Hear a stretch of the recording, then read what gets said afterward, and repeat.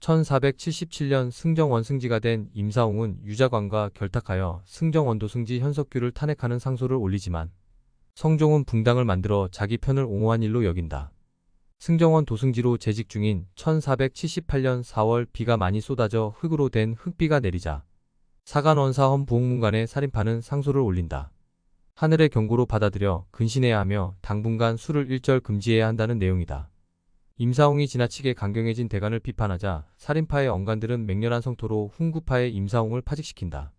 임사홍은 유자광과 함께 파당을 만들어 횡포를 자행한 이유로 유배되지만 아무도 구제에 나서지 않는다.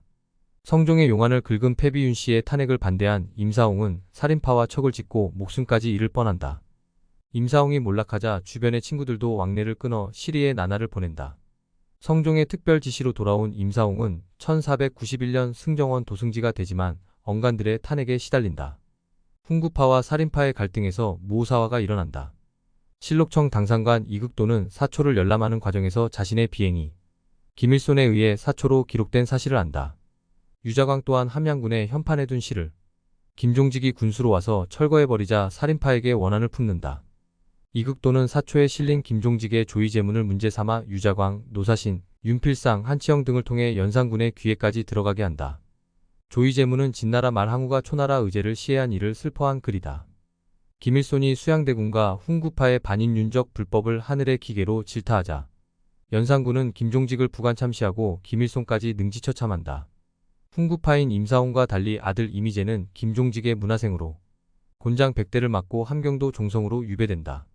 연산군은 1504년 자신의 어머니 패비 윤씨의 보복과 연산군의 왕권 강화를 위해 갑자사화를 일으켜 창경궁에 피바람을 몰아친다.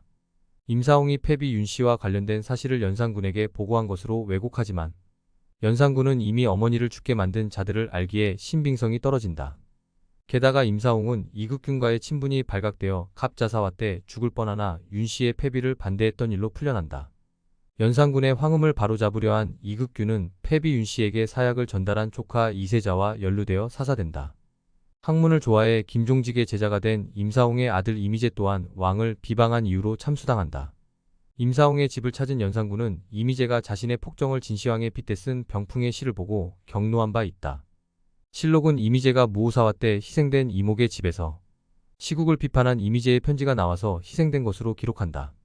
김종직에게 글을 배운 이목은 무오사화 때 윤필상의 모함을 받아 김일손과 함께 사형을 받은 인물이다. 임사홍의 처조카 이시몬과 임사홍의 고종사촌 동생인 남곤 역시 김종직 살인파의 일원으로 사사되거나 유배된다. 임사홍은 정승의 물망에 오르지만 연산군의 면박 속에 경쟁자인 연산군의 처남 신수군에게 밀려난다. 1506년 중종 반정 때 반정군에게 붙잡혀 격살된 임사홍은 죽은 뒤 20여일 후 부관 참시된다. 임사홍은 유자광과 얽히어 살인파의 정치적 경륜에 희생되나 살인파의 길을 쫓은 아들 이미재는 명예를 되찾는다. 살인파는 성리학이라는 확고한 정치 이념과 공통의 스승을 모시는 학통으로 연결된 정치 세력이다.